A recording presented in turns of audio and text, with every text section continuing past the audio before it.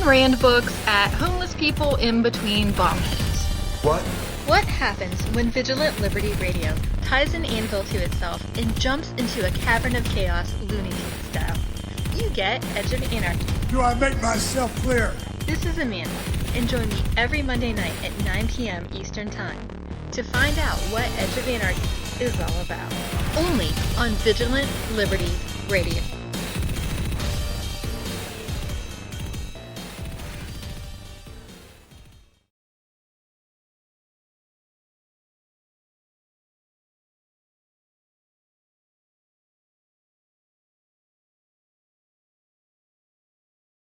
We want to welcome Michael Moore to Occupy Wall Street.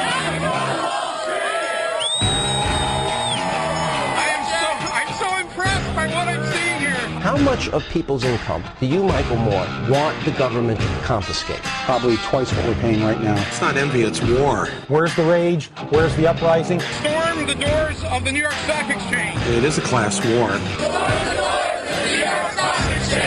If the wealthy paid their fair share. For a documentary filmmaker, I do really well. I'm very blessed. And the rich thought poverty was bad. I do well. They get rid of it. And what pure? There's nothing pure about capitalism. And they know what's coming on Wall Street. We're seeing the end of capitalism.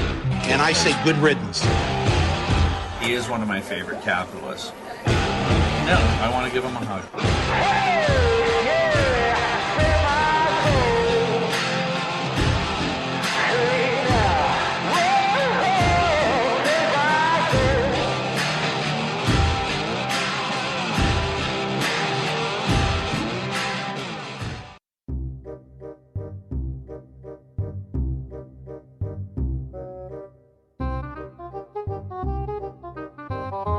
This is Ash Scow from the Washington Examiner, and you're listening to Vigilant Liberty Radio, where it's all fun and games until Taylor gets his feels poked.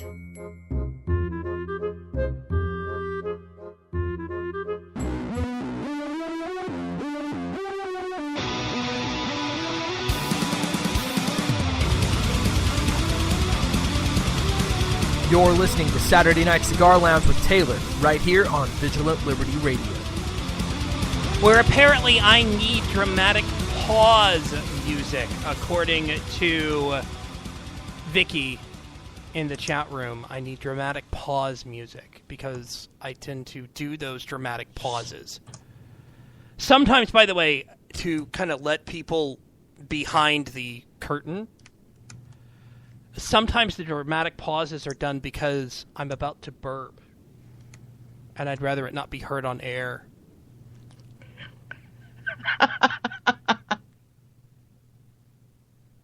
I'm just saying.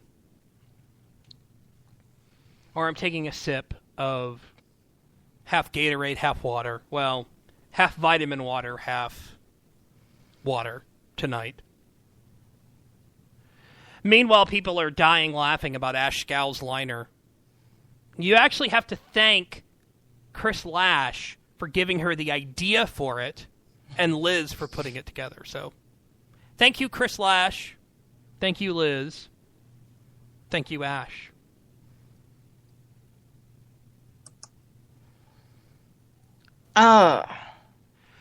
So people were saying that I don't defend myself.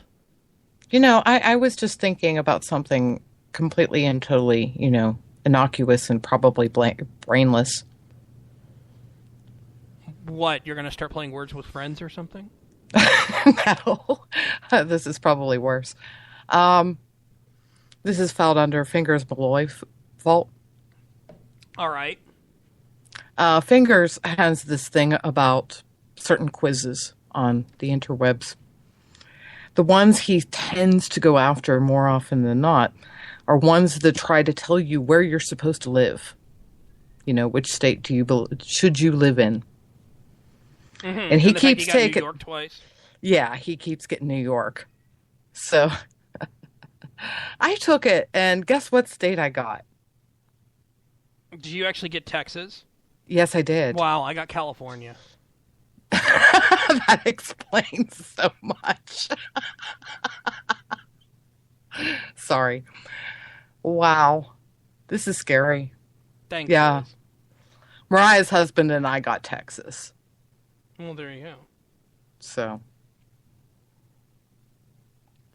Maybe instead of the anarcho-capitalist compound that Amanda McAllister was talking that she wanted to do in Columbus, Ohio, maybe it ought to be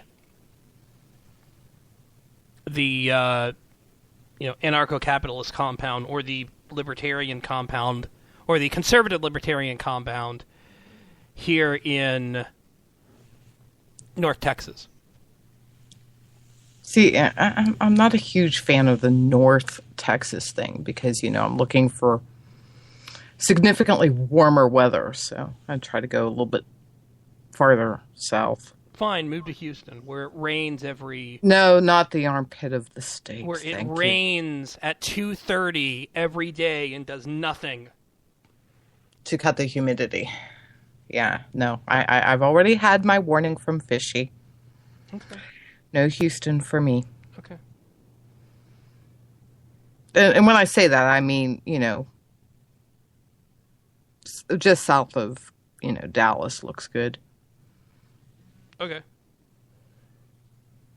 Just making sure. Yeah. So arguably closer to the Mr. Faux Pow, I guess. I don't know. Exactly. Yeah. Neutral land.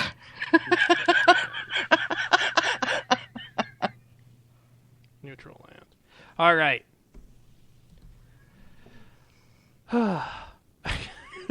Yes, Houston is horrible. Never come here, any of you, ever.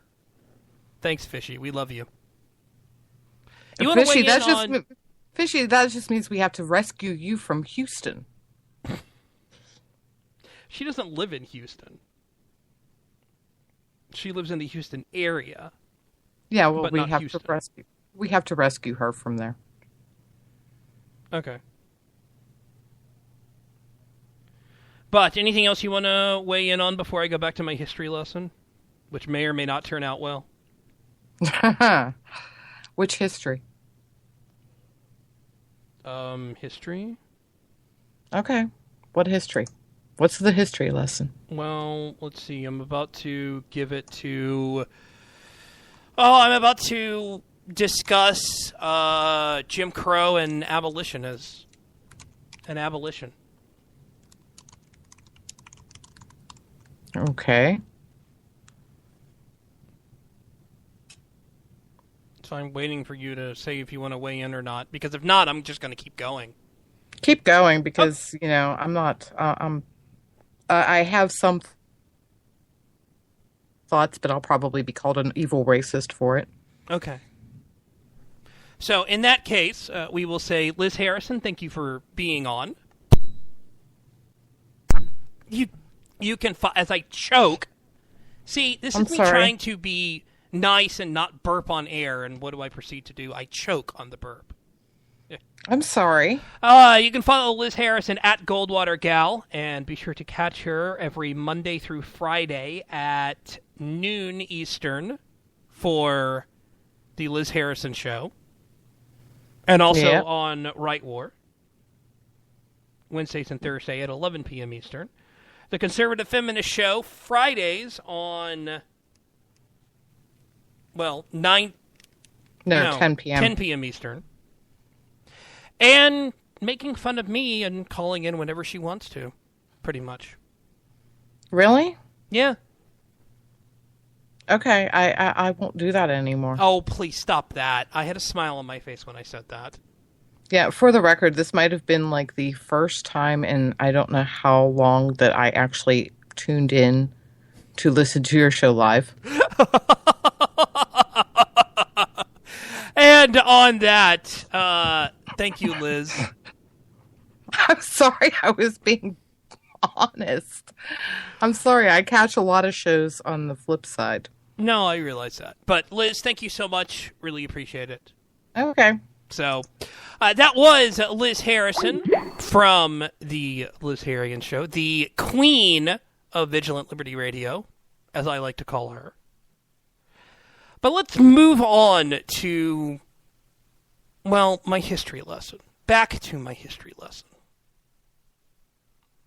And the reason why we're discussing this is because the president made his comment where he said, unless we get on our high horse and think this is unique to some other place, remember that during the Crusades and the Inquisition, people committed terrible deeds in the name of Christ. In our own home country, slavery and Jim Crow all too often was justified in the name of Christ. We talked about the Crusades, we talked about the Inquisition, and the problems that there were, and the fact that they're very broad arguments. And, well, it's easy to make broad arguments. But the broad arguments were also wrong because, well, to be 100% honest, the Crusades, yeah, massacres happened, but we put context into those situations that happened. How we also discussed about the problems that there were, and this was all in the last hour, the problems that there were in the Inquisition and how there's disputed evidence. And not only that, the fact that the Kingdom of Spain wouldn't exist, and Spain wouldn't exist today if it hadn't been for the Second Crusade.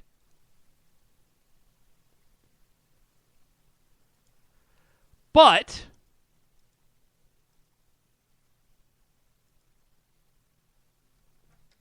beside that, and Liz, you're welcome to start playing the show again. I don't know if she can hear that. Besides that, let's look at the American comments that were made, because they're a little bit more recent. The president made a comment about the fact that, well, Jim Crow and slavery were justified by Christians. People wanted to justify it through that.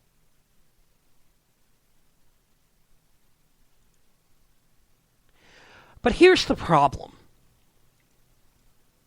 And this was actually better commented by Henry Brinton, Pastor Henry Brinton, who is the pastor of Fairfax Presbyterian Church in Virginia.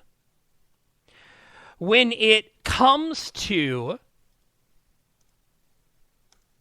the Civil War, and when it comes to slavery, it was used, meaning the Bible, was used by both sides.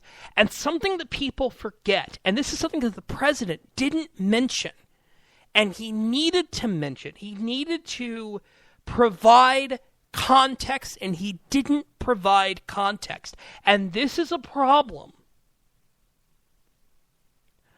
Some of the leading abolitionists, in fact, a lot of the leading abolitionists, you know who they were?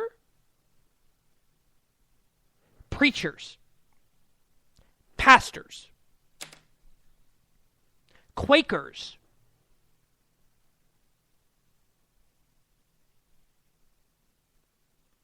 Benjamin Lay is discussed about how he was this great abolitionist pastor. In fact, as a great paper done by the National Humanities Center, which I will post in the chat, because this is important. This is important here, is the fact that Benjamin Lay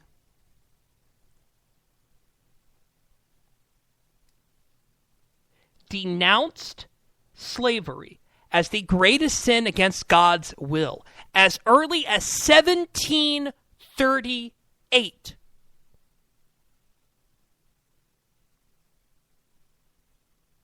Not only that, but you also had people like John Wesley,